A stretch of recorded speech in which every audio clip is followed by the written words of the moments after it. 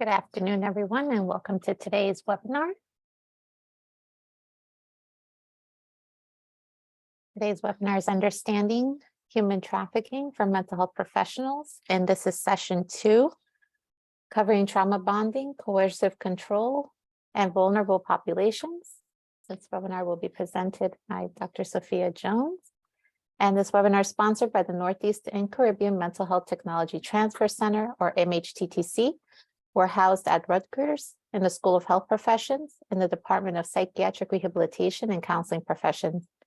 My name is Kathy Rivera, and I'm the project coordinator of the center and will be introducing our webinar speaker today. The Northeast and Caribbean MHTTC received 5 years of funding to enhance the capacity of behavioral health workforce to deliver evidence-based and promising practices to individuals with mental health conditions, and to address the full continuum of services spanning mental illness prevention, treatment, and recovery supports, and to train related workforces such as police, first responders, primary care providers, vocational services, to provide effective services to people with mental health conditions. We also always see supplemental funding to support school teachers and staff to address student mental health. The MHTTC provides training and technical assistance focused on evidence-based practices for people with serious mental conditions, including illness management and recovery, supportive housing, supported employment, and supported education. We also address comprehensive school mental health services and supports, wellness and recovery for people with mental health conditions and for providers, mental health and recovery among Hispanic and Latinx populations, and online self-paced education courses covering some of these topics. As a reminder, we deliver our free services by providing free resources, toolkits, online courses, training, webinars, and intensive technical assistance in both English and Spanish at no cost to you. If you'd like to keep up to date with all of our activities, we ask that you please sign up to receive our electronic mailings. You can sign up by scanning the QR code on your screen. And I will also share a link to our listserv in the chat box later in this webinar. Following this webinar, you'll be asked to complete a brief survey. We value this feedback and use it to improve our activities and inform our future training events. The survey is also important because our continued funding is linked to their completion, so we thank you in advance for your feedback and participation. We also want to let you know that a portion of this webinar, the didactic portion, will be recorded and posted on our website along with the presentation slide or any relevant resources. At the time of this presentation, Miriam Delphin Rittman served as Assistant Secretary for Mental Health and Substance Use at SAMHSA. The opinions expressed herein are the views of the speakers and do not reflect the official position of the Department of Health and Human Services, or SAMHSA. No official support or endorsement of DHHS or SAMHSA for the opinions described in this presentation is intended or should be inferred. We encourage you to interact with our presenter during this webinar by using the chat feature. Please post any comments or questions you have in the chat, and I will collect your questions as we go and ask them of the presenter during the Q&A time towards the end of the presentation. During the webinar, our presenter may pose questions to you, so please use the chat feature or the Q&A pod to answer those questions. The MHTTC network uses affirming, respectful, and recovery-oriented language in all activities. We also like to remind you of the 988 Suicide and Crisis Lifeline for people who are experiencing suicidal ideation, mental health and substance use crisis, emotional distress, or if they are concerned about someone in crisis. Now let's begin our webinar. We have with us Dr. Sophia Jones. Dr. Jones is a training and consultation specialist with the Rutgers Behavioral Health Research and Training Institute for the Children's System of Care Training and Technical Assistance Program. Dr. Jones has over 18 years of experience in the behavioral health field, specializing in culturally competent focused crisis intervention and service plans. She brings years of experience working with children and families diagnosed with mental illnesses from the New Jersey System of Care. Dr. Jones continues, to advocate for health equity and equal access to mental health services. She specializes in healthcare professional and corporate development training programs focused on working with families living in poverty, health disparities, health and public policy, anti-racism, human trafficking, cultural competence, implicit bias, effective team building, diversity, equity, inclusion, and belonging, the culture of hip hop, developing rapport with children and families, and safety in the community. Dr. Jones earned a doctorate from Seton Hall University and is a strong advocate against human trafficking. At this time, I'd like to again welcome everyone, and I'll turn it over to Dr. Sophia Jones. Thank you, Kathy. As always, I appreciate your kind words, and also to just kick us off with all that information so that our participants today are prepared to engage. You should be seeing my screen come up, and with that, we are moving right into workshop number 2, which is trauma bonding, coercive control, and vulnerable populations. So what we're going to do today is piggyback off of the information that we shared in our workshop number 1. And that involved talking about organ trafficking, sex trafficking, and labor trafficking. I know that many participants were kind of in shock about some of the things that can happen to our youth and families. This sometimes, even in my own opinion, comes as a shock to me, because I just can't realize why in this day and age we have people who would like to commit these heinous crimes against these vulnerable populations. So we're going to go through information that will assist you in understanding the trauma bonding, the coercive control, also how there are specific populations that are most vulnerable, but again, touching on the fact that we cannot include bias, assumptions, or judgments when it comes to specific groups and populations. One thing that I do want to cue you into at the end of our presentation today, I'm going to talk a little bit about the laws that have been enacted to address human trafficking. But for today, we're going to talk about the dynamics of coercive control. This is something that needs to be laid down in terms of the foundation of how this happens, especially for clinicians and healthcare professionals, because they often don't understand why, if I'm explaining to someone that you are being exploited and that someone is taking advantage of you in many ways, that you can come and be free of this person. This sometimes comes at a pace that is not fast enough for clinicians and healthcare professionals, but to have a deeper understanding of what coercive control is will help you in your service planning. We're also going to discuss trauma bonding. We're going to identify some of those vulnerable populations that are often exploited. We're going to look at some of the harsh realities of human trafficking. Where have we gone since the enactment of some of these laws? But also, what are some new ways that people are trying to recruit the most vulnerable populations? And then we're going to talk about risk factors. So this is a moment for you to think about, hey, I'm working with this group of individuals, ages 11 to 14. I know that from our workshops, we have discussed how this can be a vulnerable age for them. This is an age of development, brain development, right? And how are they processing all the things that are coming at them in terms of social media and other stressors? So let's begin to talk about domestic violence and sexual abuse. I know that some of you have a background in domestic violence, and it's very important to note how they often will overlap. When we talk about this intersection, we're really referring to how there's this power imbalance, and that power imbalance occurs often with power and control, an intimate relationship. In domestic violence, you will often see children that are involved. I want to bring this to your attention, especially when we talk about children, because you may also have a victim of trafficking that has children with their pimp or the person that has been violating them for years. This, again, is a method for coercion to make them do what they need to be done, whether that is commercial sexual exploitation or to participate in labor trafficking, because now they have a child together.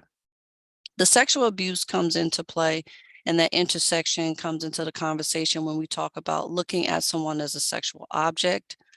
There's also the grooming process where you may have people that they're very close with, that will have conversations that are centered around items or things that they will say they have in common, but in actuality, this is a grooming process.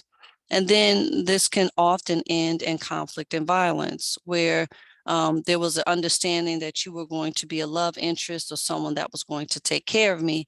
And in actuality, this is now a setup for me to be trafficked. Now, when we think about this whole idea of the individuals who are the pimp, and I'm going to say pimp, or I'm going to say people often will refer to them as sharks because that's exactly what they are. They are masters of manipulation. And when we think about the people that are preying upon our youth, it's very difficult sometimes to understand how they will target a specific population or group. They will try to meet their needs. In many instances, they will be the person that says that they love them. If you have someone who has low self-esteem, this could play a huge part in their moving into what is often considered a stable. You will have physical harm. They will manipulate them. They will say that they are under their control. They also have a way of brainwashing individuals to believe that their family will not accept them if they divulge that they have been with multiple Johns throughout the day. So when we talk about this in this context, it's important for us to understand that when we start to have dialogue in either a clinical setting or if you come into contact with a individual who's being victimized, that we have to understand that they are dealing with someone that is a master of manipulation.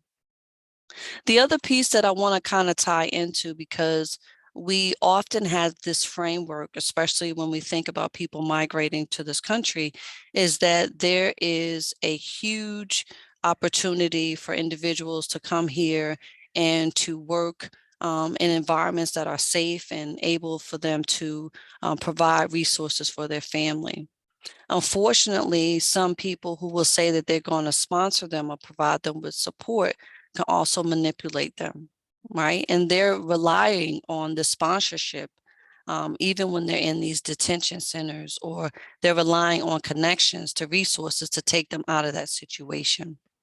So when we talk about these acts of manipulation, I don't want this to be limited to just one group. Understand that this comes in many forms, especially when they come into contact with someone who is concerned about working in this country, or maybe there was a conversation about documentation and finances and cash to work in a specific field or work area, and now that narrative has changed. When we talk about young adults, it's going to be important for us to understand the process at which this happens. And one thing that is very important for anyone who is beginning their research about human trafficking, and I often say this because in the time that we are together in these workshops, it's not quite enough to have a full understanding of how individuals are manipulated. Often this comes in the form of recruitment, seduction, isolation, coercion and violence, and then reframing. These victims are often targeted, they're tricked, they're traumatized throughout the process as well.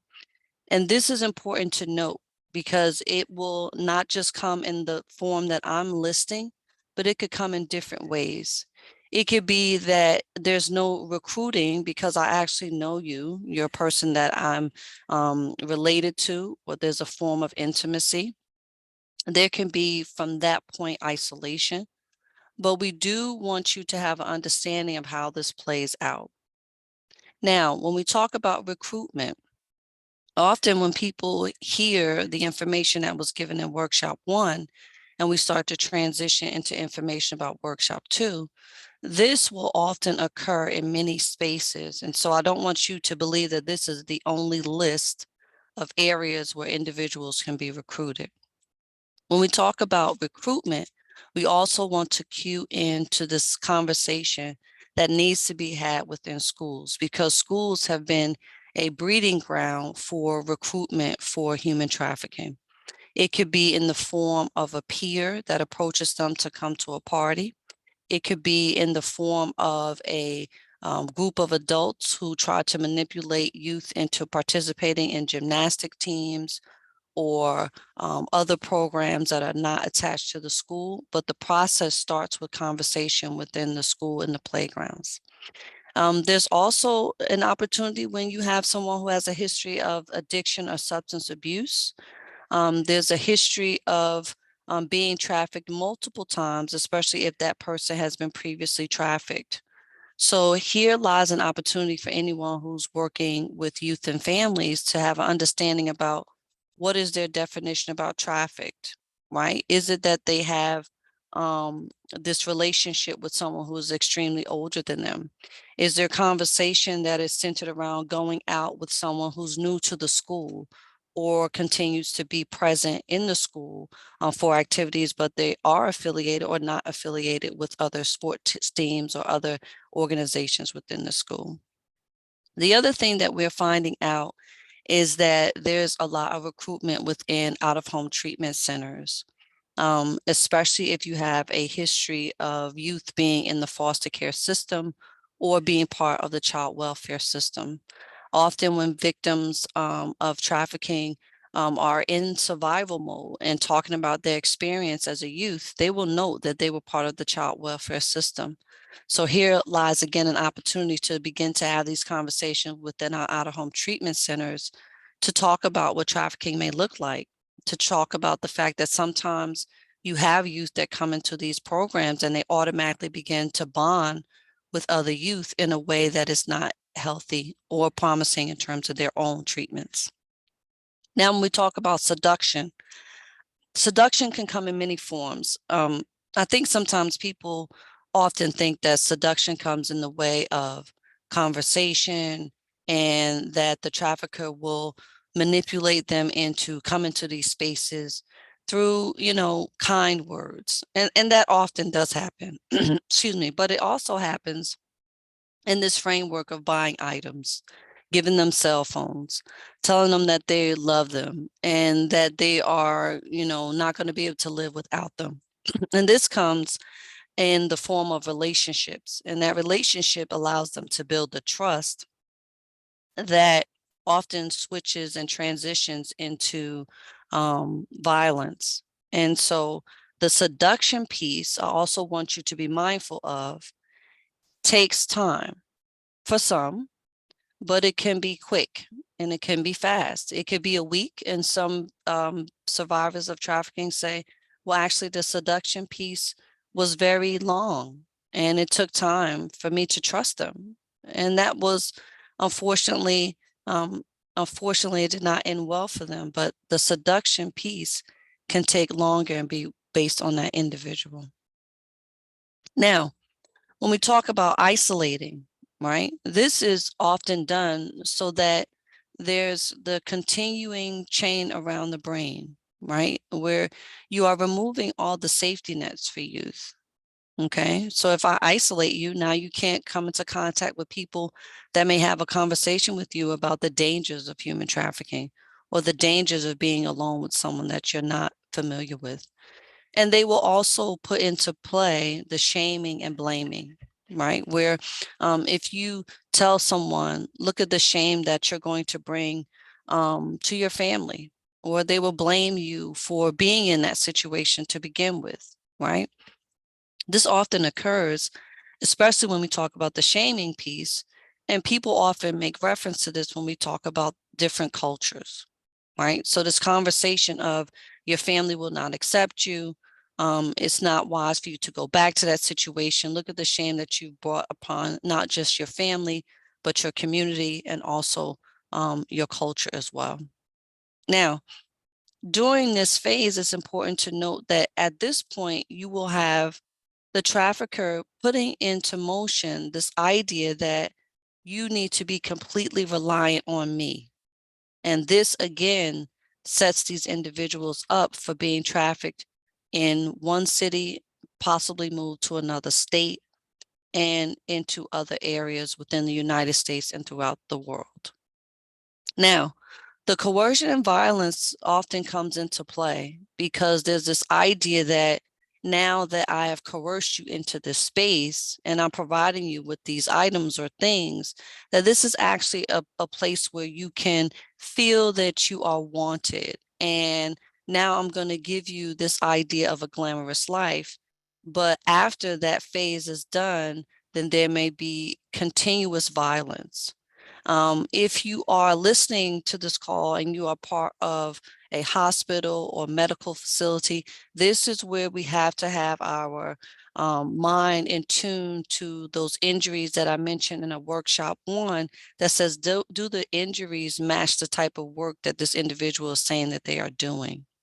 So this is, again, going into that space of understanding coercion and then transitioning into violence. Now, I also need you to be in this space of thinking about the type of violence. It could be physical, it could be mental. There's a promise of a new life and moving forward, but for them, it could be this conversation about control and power. And now I am your daddy, and this is your family. And they are, again, being coercive in this conversation.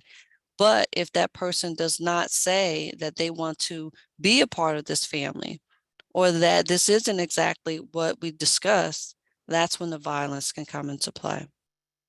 Now, the reframing part is the piece that often people can't quite sit with. Like, well, wait a minute, you just finished saying that someone has been manipulated and they have been coerced and then there's violence. Well, reframing that to say, listen, remember, I bought you these items. So I'm going to reframe this idea of you being abused and violated to you're actually in a space that is safe, that you're around people who actually care about you.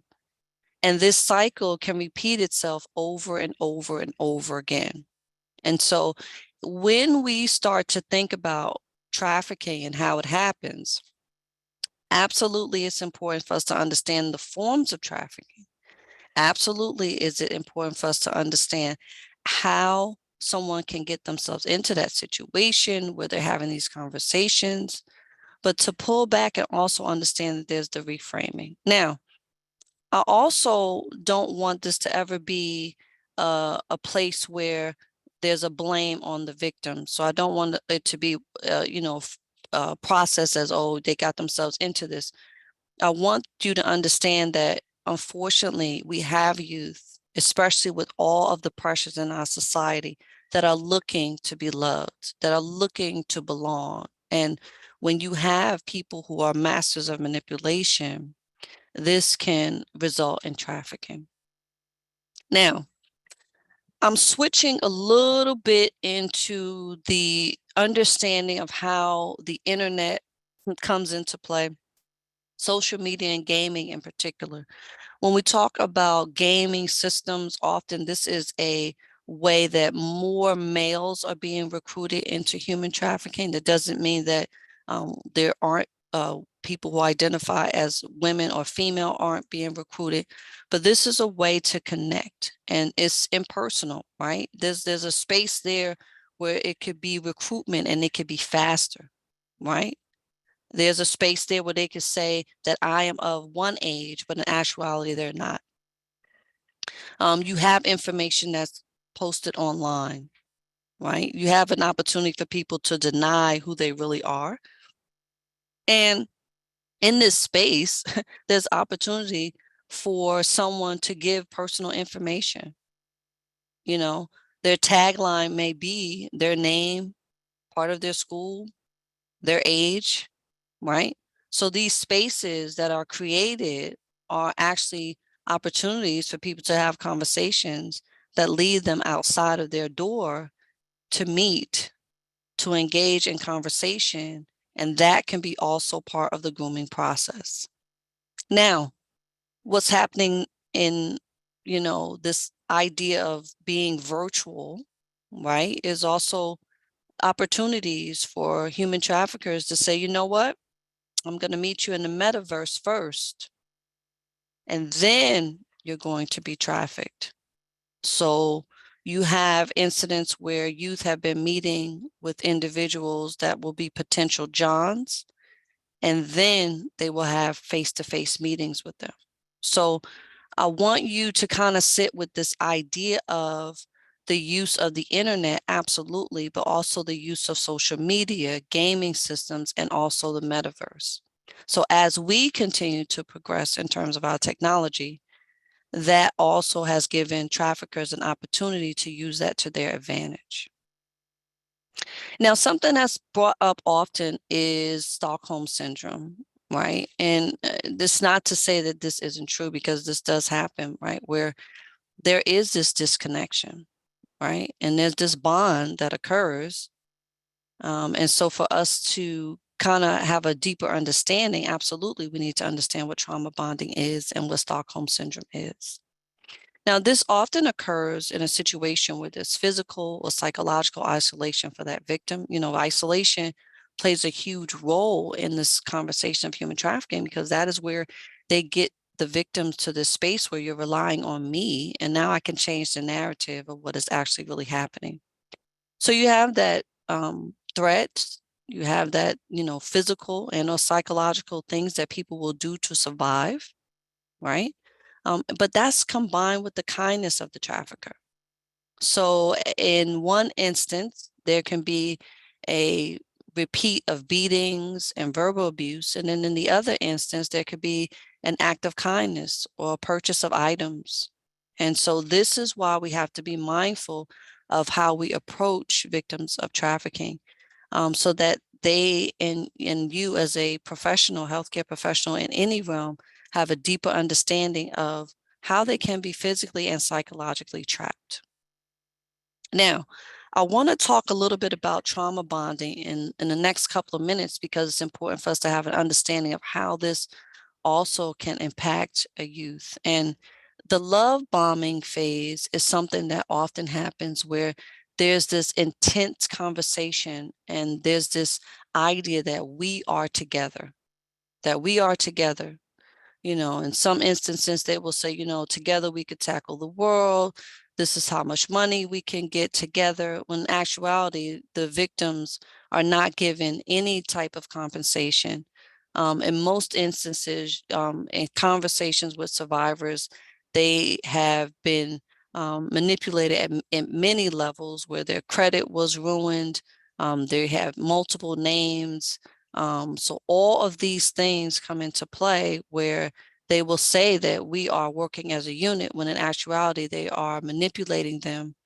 They are using their name to open up accounts. They have put them in situations where they now have criminal records. So this comes out in the bonding phase. When we talk about trust and dependency, this again goes to the point where, you have to trust me because I'm the only one that's going to be here for you. And this level of dependency can be to the point of access to food, access to water, access to any type of contact with family, right? So this plays out in multiple ways, in different ways, depending on the trafficker. The manipulating and gaslight is one thing that we really have to pay attention to, because this gaslighting of thinking that, well, maybe I am to blame, and that there is some behaviors that I didn't notice before, that you're buying in as a victim to the conversation that you are actually the person to blame for the situation that you're in. The resignation and giving up is very interesting, because there's some research that shows that sometimes it's not so much they are giving up, but they're trying to appease the trafficker because they don't want the abuse. They don't want the violence. They don't want to be abused any longer. And so in order to navigate that situation, they feel that I will just appease them and do what needs to be done. But I realize that this is manipulation. I realize that this is a chain around the brain that is not allowing me to be free and to move like I normally do. The sense of loss of self, right? Sometimes that can also be a coping mechanism, because here I am in this situation that I can't get out of. So maybe if I lose myself, if I start to not think so much about what is happening, if I just kind of move in this space where I'm disconnecting, then maybe this will move past reality, right? And the addiction to this cycle comes into play as well. Now, when we talk about these stages of bonding, again, I'm going to go back in. I'm going to remind you that each individual that you are working with is going to be different for them. So your treatment plan, your service plan, your plan as an organization should be unique to that individual. I want to go in a little bit and talk about debt bondage. I think that it's important for us to not only sink in with some of the definitions that we talked about in our workshop one, but also float into this idea of what does debt bondage look like, right? Because now you have this framework that says, well, there's a process, right? For the grooming, for the seduction, the isolation, you understand that, right? And then there's a process when we talk about trauma bonding. But now we're saying you have a debt that needs to be paid. And that comes into the conversation as well. So this is often a frequent ploy that is used, as intertwined with the bonding. Now that I have reframed this in a way that says that you have all of these things that I've added in this we conversation, I'm also saying that because we're together, that you now owe me because of the things that I've been able to offer you. So you have these controls of the victims of sex and or labor trafficking, that control measure. You have the promises of economic opportunity, especially from individuals that may come from other countries, that there's this idea that if you come and work, which you probably do in your place of origin, now I'm going to compensate you. But wait, you owe me for that transportation. You owe me to be able to live in this house. You owe me to be able to wear those shoes or clothing items, right? That comes in this space as well when we start to talk about the manipulation, right? So I'm put here, that is common in agricultural work, but by all means, it happens in all forms of trafficking. Okay, so we want to talk and dig in a little bit into the cycle of complex trauma. I think, when we talk about this, and you're going to receive several references that dive into this cycle of complex trauma. And I thought it was, appropriate for us to have this diagram so that you see that it's cyclical, right? So, traffickers are very, very manipulative, but you will have victims that will often experience a positive feedback loop. And this positive feedback loop of effects is often triggered, right? It's triggered and it's highlighted and it's heightened when they're in this chronic phase of trauma. And so you see that they are very vulnerable. And now they may even go into this space of, listen, I'm feeling very, very vulnerable at this point. And I'm thinking about the trauma that I experienced. And I have different layers of anxiety. I have different layers of depression. And I'm not able to kind of hold on to my emotions. During this phase, we've often talked to individuals about the level of trauma that they experience. And they will say, in many instances, I would even reenact the way that I was treated because I thought that that was the norm, right? So take a minute, look at this diagram and just start to think about how complex trauma can be for someone, and that they're navigating their feelings and they're trying to get to this space of comfort. Now, this also reminded me of the language that we need to use when we are dealing with someone who has experienced a traumatic event. I'm not one to try to promote books and things of that nature, but it's important for us to reference some books that will allow us to have a deeper understanding of trauma. And one book by Dr. Bruce Perry and Oprah Winfrey goes into this idea of the questions that we need to ask. And when we have someone who is a victim of trafficking, to talk to them about what happened to them. And so it's important for us to have that deeper understanding. Now, and thinking about this goes back to many of the terms that we have discussed, especially when it comes to trauma. Victims of human trafficking, they will often stop in this phase of flight or fight response.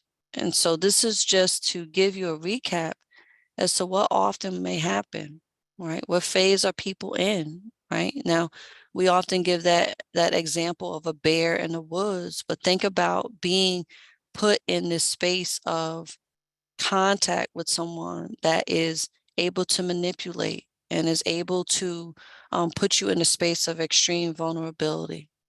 And so as you are developing these plans, we have to be mindful of these phases, right? And how often in the literature it points that victims will often go to this fight or flight response. So the first time, the second time, even multiple times when you bring up the conversation about what happened to them, that this may be their response.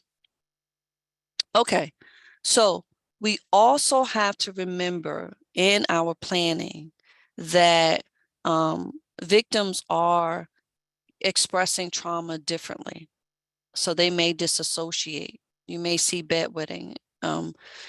This has come up often in conversations about, having nightmares and feeling very disconnected to the people that are trying to help them.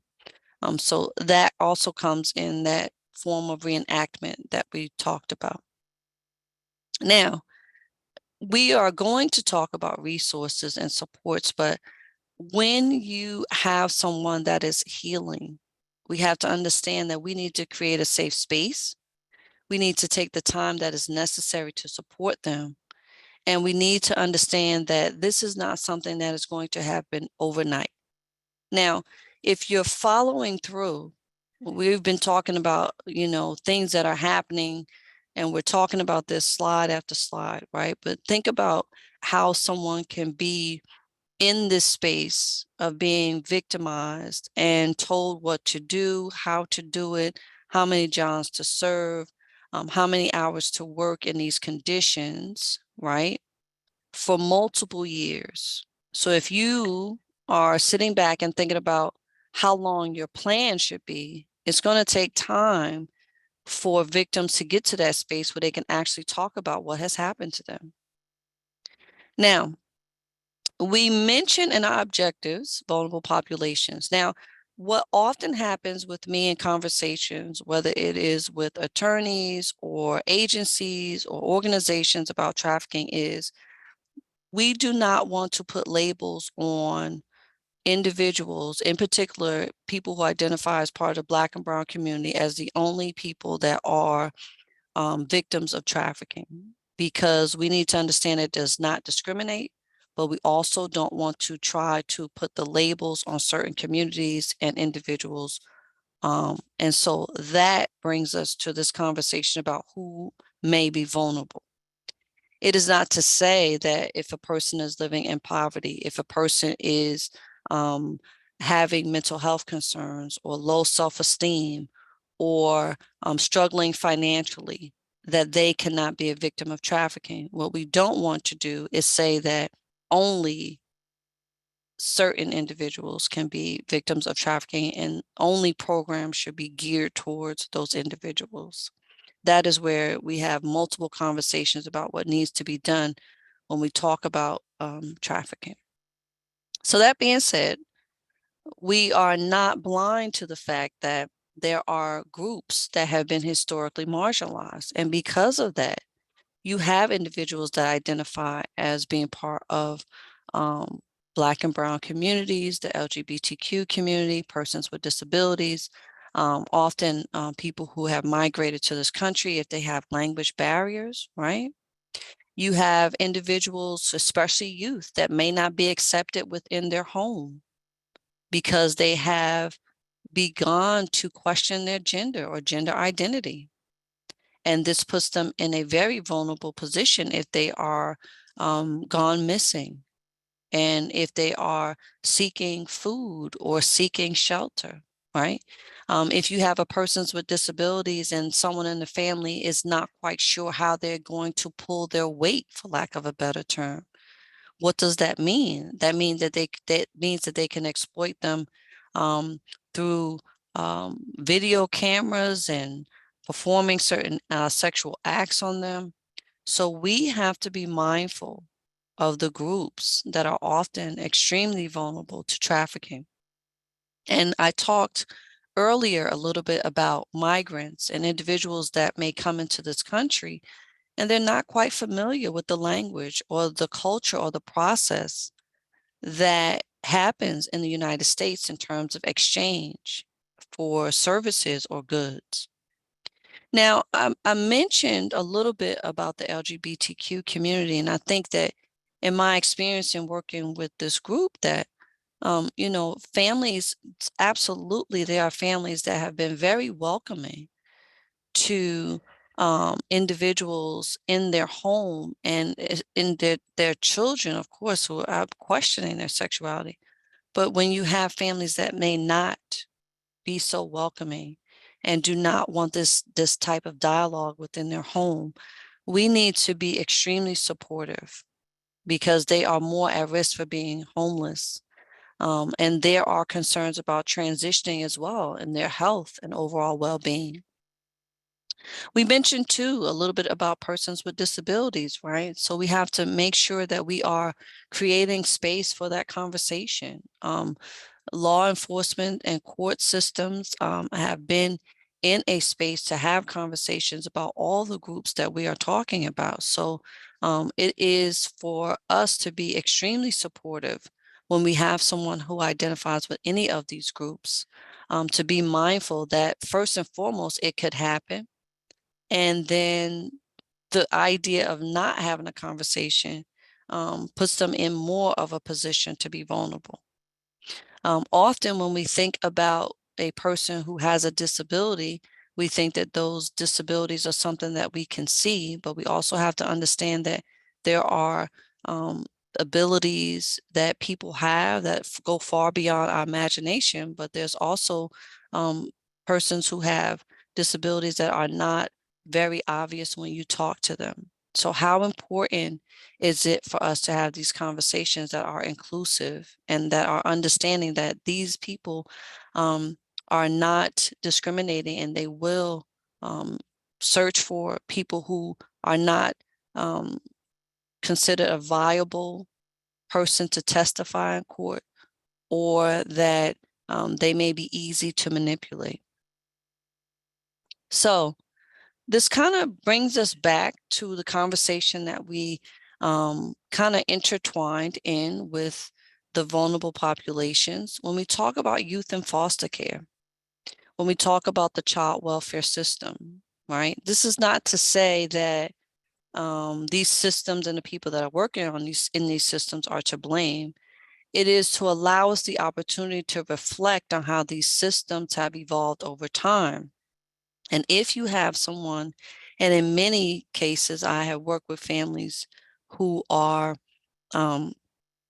giving care and support to an individual through out-of-home treatment centers or through the child welfare system, and foster care parents as well. And when you have a youth that has been transitioned through 4 or 5 or 10 foster care programs, or they've been part of the child welfare system for many years, they start to normalize this.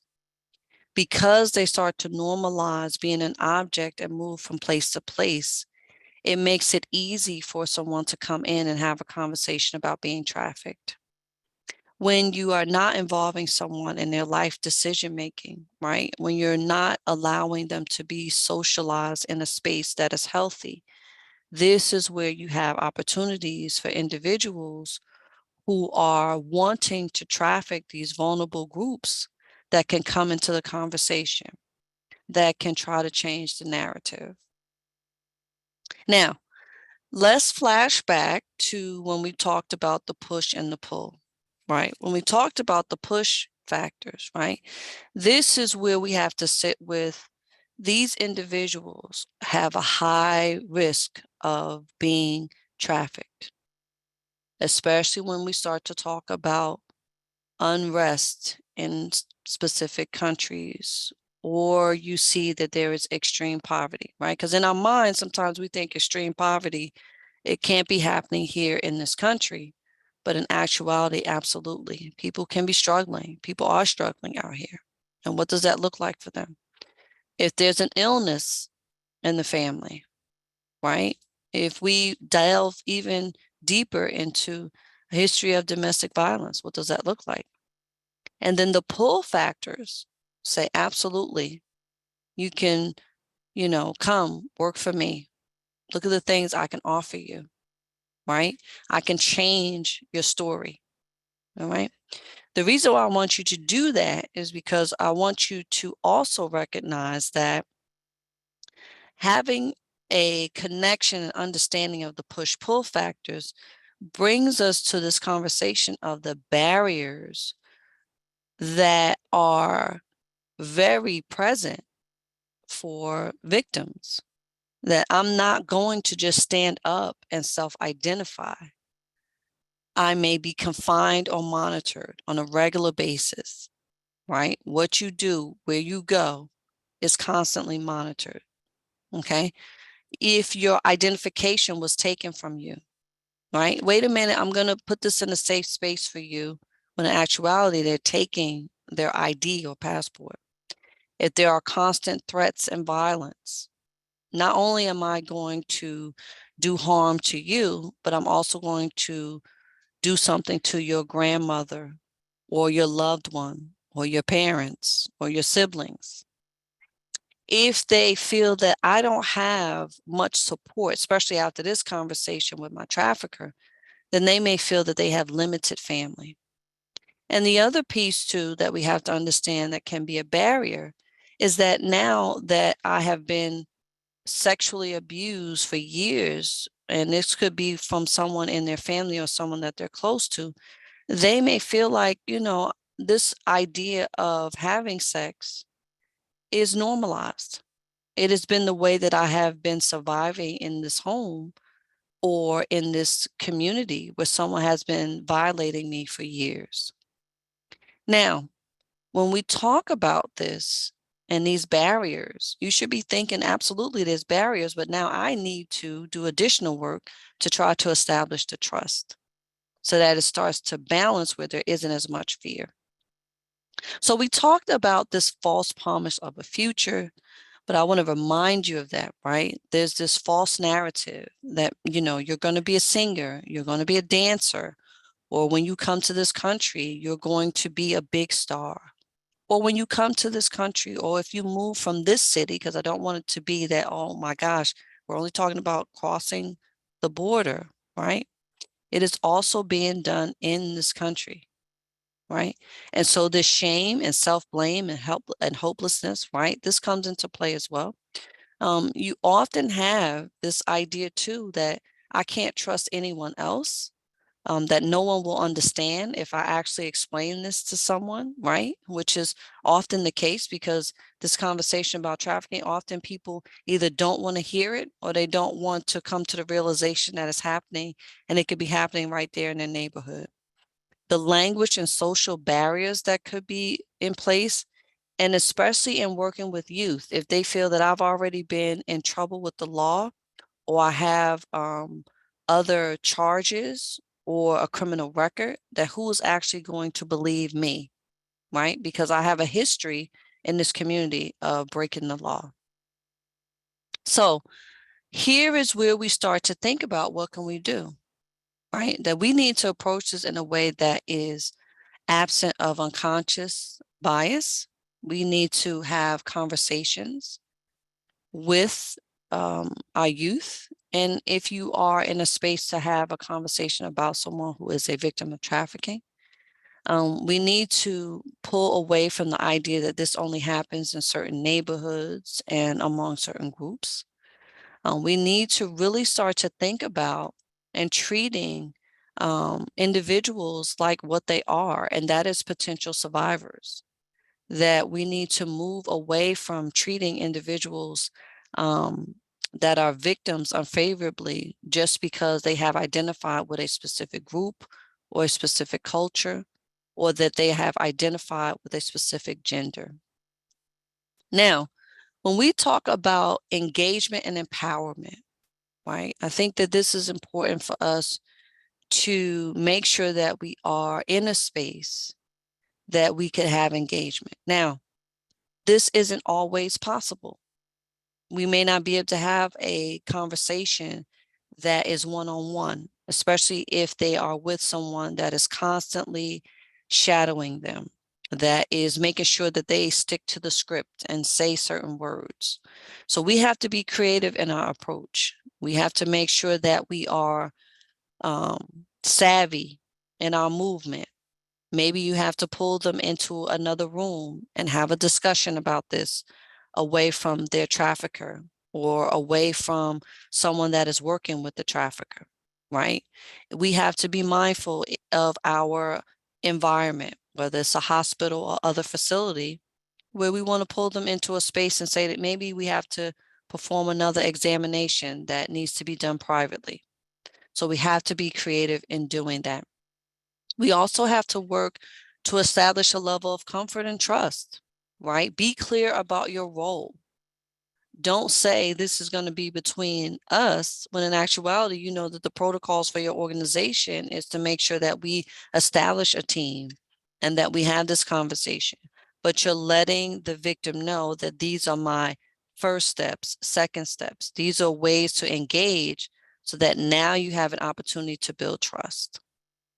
The other place that I want you to come to as you start to process workshop 1, you have this idea of what the trauma bonding looks like, right? Is you want to meet people where they are, right? We often talk about this in mental health because it's so important to meet people where they are, to not judge people by the fact that they have been in this space for multiple years, or that they felt that the only way to not have the trafficker inflict harm on their family was to move with them, right? We're moving past this judgment and labeling into this idea and conversation about ways that you can empower them. So again, back to that strict confidentiality. Listen, I think that this is a conversation that we're having, and I'm glad that you trust me with this information. But in order to make sure that I can help you in the way that is necessary, I'm going to invite a few other people into the conversation. And also go to them and ask, is there someone else that you trust that you want to be part of the conversation? But you want to, under all circumstances, to let them know that they have options and that there's resources. But in order to do that, you also have to have a plan. Some other recommendations, right? To acknowledge that this actually exists, to collaborate with different systems, to go back to the information that we talked about when we think about red flags and what they look like. If this happens where someone leaves and they've gone missing, what does that look like? Well, that looks like we need to notify anyone and everyone that's involved and say, you know what, someone's missing, and we need to do that immediately. If you are a leader within your organization at any level, you need to go back and look at your protocols for training. What does that look like? Are we all trauma informed? Are we taking as many trauma informed classes that we can? We have hotline numbers, which we have also provided for you in the handouts. You'll get that as well. You also want to invite you to be part of the conversation. You want to make sure that if you have them in your program and they're receiving support, that there's a consistency when it comes to the therapy, when it comes to the conversations, when it comes to the support groups. They have to be consistent. Now, when we talk about mental health, there are often many concerns. It can range from anxiety, depression, They can focus on the somatic symptom disorders, excuse me, where there's a focus on physical symptoms, right? They have so much pain or fatigue, right? So you imagine, days of not sleeping. That's also part of the manipulation, right? Being sleep deprived. If they sleepwalk or there's some type of disruption or impulse and control, conduct disorder, right? Acute stress disorder or PTSD. But I don't want you to kind of sit just with those diagnoses. We also have to understand that when you come in contact with a victim of trafficking, that there are other concerns that need to be addressed. There are the physical, there is the educational piece. If you haven't been in school for 7, 8 years, how do you transition back into school? There's the emotional piece. What does that look like? There could be multiple STDs and STIs. So there's a lot for you to unpack in terms of your planning. But as you are doing this, as you are addressing all of these things, we have to be mindful. Sometimes people don't want to talk about the spiritual aspects, right? Sometimes people don't want to go down that road. But if this can be a way that you can support individuals, by all means, tap into that. We got a couple of minutes, and I know I'm on the clock here, but I want to make sure that we have an idea of what is actually being done, right? Commit yourself to have an understanding of the laws over the course of many years as human trafficking has come into the spotlight. There has been changes about the laws, but the Mann Act came in 1910. In 1970, you had the racketeering or the RICO Act. And I think the last time we talked about in the workshop, I might have said 2010, but in actually 2000, you had the Trafficking Victims Protection Act. And this is important for us to understand because this actually was an opportunity to create laws that would address international victims. But then when we started to move forward in 2005, now it started to add in more about domestic victims. Prior to that, you had the Protect Act of 2003, and you saw recognition even at a federal level in 2010, where there was a declaration of Human Traffic Awareness Month. So now you have yearly opportunities to engage in conversations centered around human trafficking. Now, if we look at prevention, right, and especially in New Jersey, and often I'm going to go back to what is happening in New Jersey. This is where you have in 2013, where there was this kind of opportunity to say, listen, you cannot consent, right? Because again, if someone who has been manipulated for years, they believe that this is the way it's supposed to be. And then you have the other act here in 2014, the Preventing Sex Trafficking and Strengthening Families Act, right? So now there's continuous opportunities to try to reduce these incidents of trafficking, okay? So when we think about trafficking, I want you to sit back and say, what are some of the things that you can do, right? Because we have laws that have been put into play. We also have this better connection and understanding of what the trauma will look like, what the grooming process looks like. So for you now is the question of what else can be done. You may not feel that, okay, I could tackle everything, but think about your team, your circle of individuals, and what can actually be done. So I want to thank you for coming into this space and talking about the trauma aspect of human trafficking. And this will conclude our workshop number 2. So again, thank you so much for joining us. As part of our training evaluation, we are required to provide you with a brief survey regarding today's training event, and we appreciate your honest and open feedback with us. We also would like to let you know that we have a podcast for helping professionals. It's called Flourishing at Work, and you can search it in Spotify, Apple Music, or Podbean, or wherever you get your podcasts. And so many people in the chat box are so grateful for your wonderful knowledge and sharing. So if you missed session 1, it is posted on our website. You can either go to our website or scan the QR code, and it'll take you directly to our products catalog page, and you can access the webinar recording as well as the presentation handouts. Just a reminder that I will be emailing, we generate certificates of completion within 7 days of this webinar broadcast, and everyone will receive a link to the recording and the presentation handouts that are posted on our website within 7 days.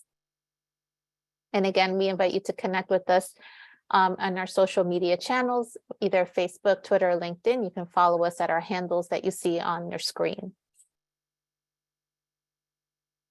And again, I just want to thank Dr. Jones for being with us today. And I will also share the evaluation link in our chat box. Thank you for having me. Thank you so much.